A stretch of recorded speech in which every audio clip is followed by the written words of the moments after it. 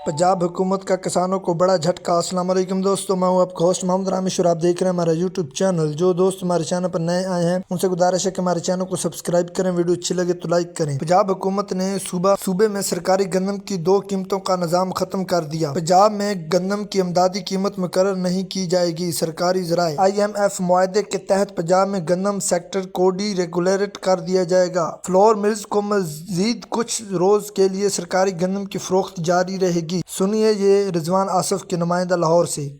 खुराक पंजाब की जानिब से एक बयान जारी किया गया जिसमें वाज़ेह किया गया है कि महकमा खुराक पंजाब जो है वो IMF मुआहदे के मुताबिक जो है किसी किस्म की गंदम की इमदादी कीमत का तयन नहीं कर रहा, जबकि पिछले दिनों जो महकमा खुराक पंजाब ने 2900 रुपये कीमत का नोटिफिकेशन जारी किया है वो इमदादी कीमत का नोटिफिकेशन नहीं है, बल्कि वो उस गंदम की कीमत का नोटिफिकेशन है जो कि फ्लोर मिल्स को पंजाब में फराहम की जा रही है। महकमा खुराक पंजाब के ज़राए के मुताबिक IMF मुआहदे के तहत पंजाब में गंदम सेक्टर को मुकम्मल तौर पर डीरेगुलेट कर दिया गया है। महकमा खुराक पंजाब जो है वो ना तो किसानों से गंदम खरीदारी करेगा, ना ही इमदादी कीमत का तयन किया जाएगा। पंजाब में नई गंदम जो है वो ईद के बाद आने का इम्कान है और इस वक्त मार्केट का ये कहना है कि पंजाब में किसानों को 2500 से लेकर 2700 रुपए फी मन तक कीमत मिलने की तखमीना लगाया गया, जो कि किसानों की उम्मीदों के बरक्स है।